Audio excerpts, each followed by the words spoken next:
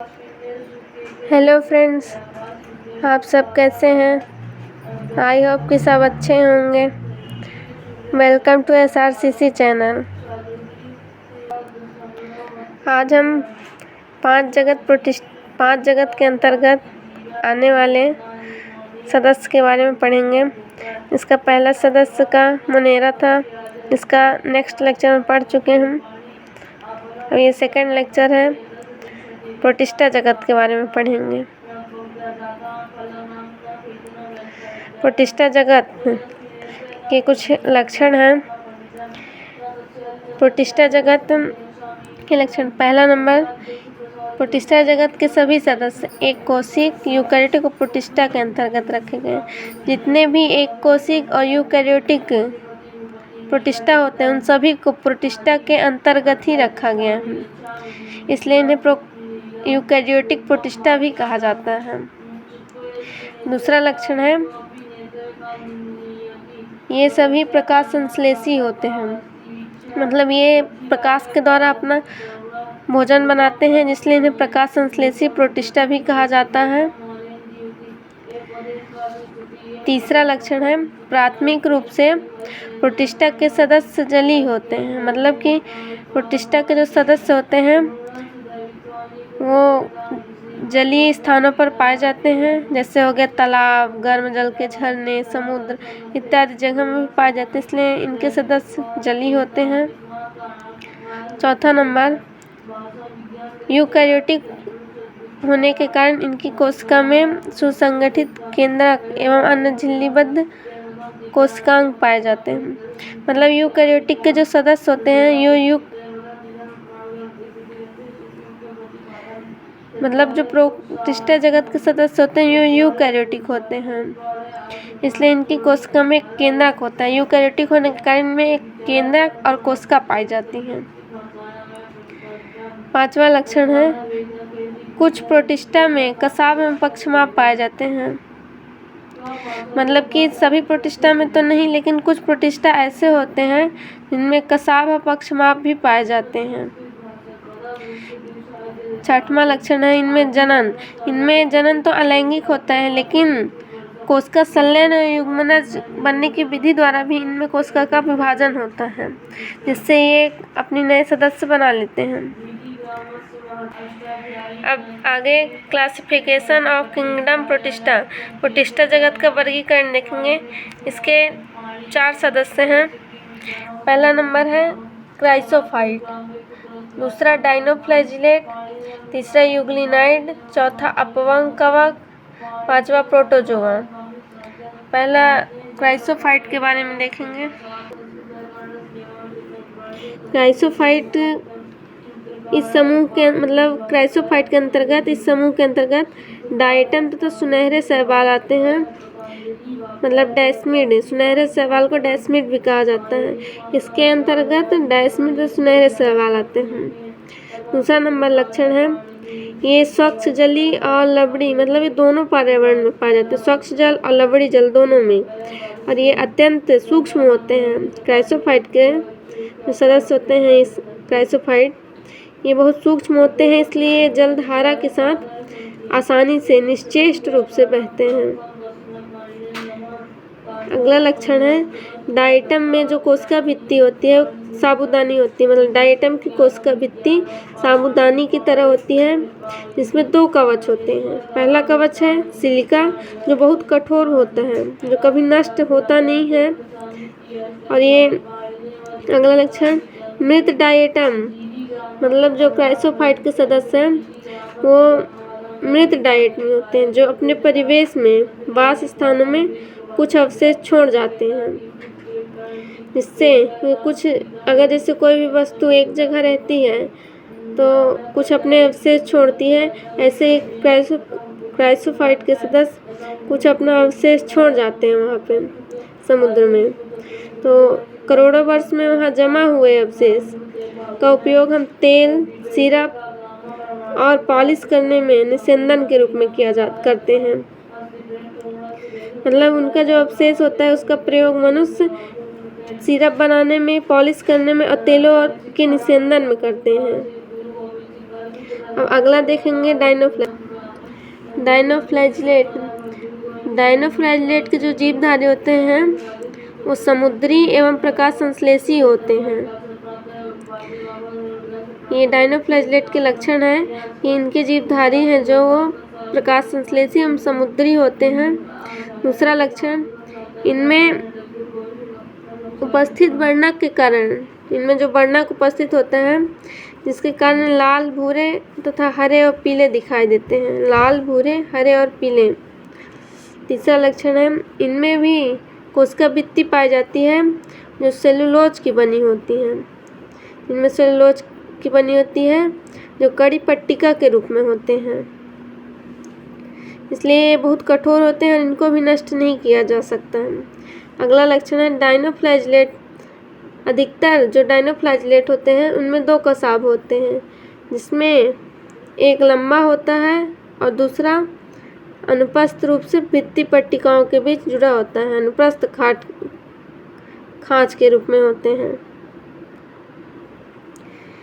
समुद्र में डायनोफ्लैजिलेट की संख्या में विस्फोट होने से समुद्री जल लाल दिखने लगते हैं। मतलब जो समुद्र में जब डायटम का विस्फोट हो जाता है, अत्यधिक मात्रा में उत्पन्न होते हैं, जिससे वो विस्फोट करना चालू कर देते हैं समुद्र में, तो समुद्र का जल लाल दिखने लगता है, जिस कारण से जो समुद्र के मछली होती हैं एवं अन्य जीव होते हैं उनकी मृत्यु हो जाती है डायनोफ्लैजिलेट के कारण। इसका उदाहरण है गोनियालैक्स। गोनियालैक्स के विस्फोट से ही समुद्र का जल लाल दिखने लगता है। अब आगे देखेंगे यूग्लिनाइड। यूग्लिनाइड ये स्वच्छ जलीय, अधिकांशतः स्वच्छ जलीय होते हैं। मतलब सभी तो नहीं, लेकिन अधिकांश में से 70% स्वच्छ जल में पाए जाते हैं। लेकिन एक विशेष पॉइंट है नोट करके कि केवल स्थिर जल में ही पाए जाते हैं यूग्लिनाइड, बहते हुए जलों में कभी नहीं पाए जाएंगे। दूसरा है कोशिका भित्ति। इनमें भी कोशिका भित्ति पाई जाती है जो प्रोटीन युक्त पदार्थ की पेलिकल की बनी होती है।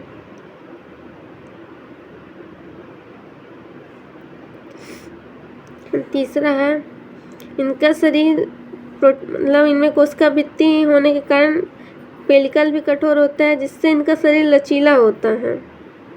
कोशिका भित्ति प्रोटीन की बनी होती है जिससे इनका शरीर भी लचीला होता है। इसमें दो कसाब पाए जाते हैं, इसमें एक लंबा होता है, दूसरा छोटा होता है। और इनमें प्रकाश की उपस्थिति में ये प्रकाश संश्लेषी होते हैं, लेकिन जब प्रकाश अनुपस्थित होता है तो ये अपने भोजन के लिए सूक्ष्म जीवधारियों को शिकार कर परपोषी की तरह व्यवहार करने लगते हैं, जैसे यूग्लिना। आगे देखेंगे अपवंग कवक। अपवंग कवक मृतपोषी प्रोटिस्टा होते हैं और ये सड़ी हुई टहनियों जैसे पेड़ों के छालों में, पत्तों में हर जगह पाए जाते हैं। तीसरा नंबर है ये बीजाणु युक्त फलनकाय बनाते हैं। मतलब ये जू स्पोर जैसे होते हैं और अपना फलनकाय बनाकर प्लाज्मोडियम की तरह व्यवहार करने लगते हैं, जिन्हें प्लाज्मोडियम भी कहते हैं। चौथा लक्षण है ये कई फीट तक लंबे होते हैं। कई फीट तक लंबे होते हैं। अगला है इन बीजाणुओं में परिक्षेपण होता है। मतलब ये अपने बीजाणुओं का कायिक जनन द्वारा परिक्षेपण करके अनेक बीजाणु बना लेते हैं। इन्हें परिक्षेपण विधि द्वारा भी अलग किया जा सकता है। अगला लक्षण है ये बीजाणु युक्त फलनकाय बनाते हैं। मतलब इनके जो बीजाणु होते हैं वो धीरे धीरे अपना फल के रूप में विकसित होने लगते हैं, इसलिए इनका बीजाणु फलनकाय होता है।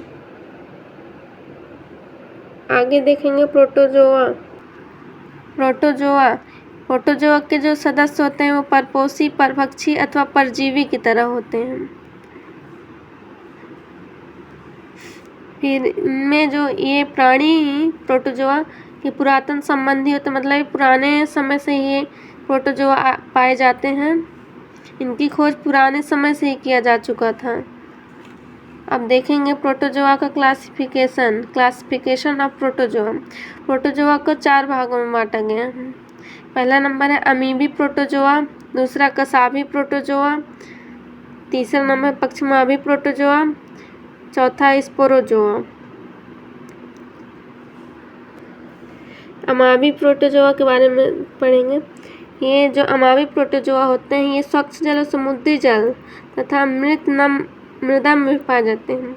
अमीबी प्रोटोजोआ स्वच्छ जल में पाए जाते हैं, समुद्री जल और नम मृदा में पाए जाते हैं और ये अपनी कूटपात की सहायता से अमीबी प्रोटोजोआ अपनी कूटपात की सहायता से शिकार पकड़ते हैं।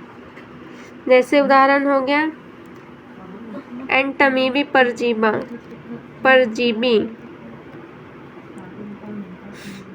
अगला है कसाभी प्रोटोजोआ। कसाभी प्रोटोजोआ इस समूह के सदस्य स्वच्छ एवं परजीवी होते हैं। मतलब कि कसाभी प्रोटोजोआ होते हैं जो स्वच्छ जल में पाए जाते हैं और परजीवी होते हैं और इनके शरीर पर कसाब पाए जाते हैं, इसलिए इनका नाम कसाभी प्रोटोजोआ रखा गया। उदाहरण है ट्रिपैनोसोमा जिससे निद्रालु व्याधि नामक रोग होता है। अगला देखेंगे पक्षमाभी प्रोटोजोआ। पक्षमाभी प्रोटोजोआ इनके नाम से पता चलता है कि ये पक्षमा मतलब गति करने वाले होते हैं। जैसे पक्षमाभी प्रोटोजोआ ये जलीय होते हैं और अत्यंत सक्रिय गति करने वाले जीवधारी हैं, क्योंकि इनके शरीर पर हजारों की संख्या में पक्षमाभ पाए जाते हैं। जैसे कि पैरामीशियम, इसका उदाहरण है पैरामीशियम। अगला देखेंगे स्पोरोजोआ।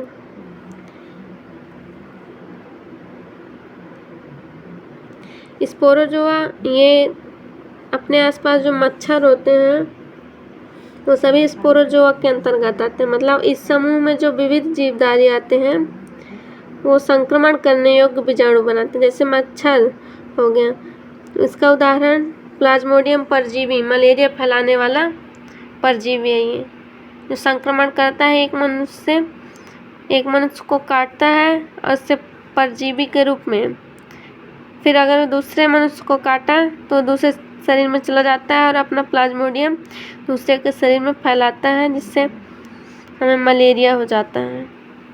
धन्यवाद।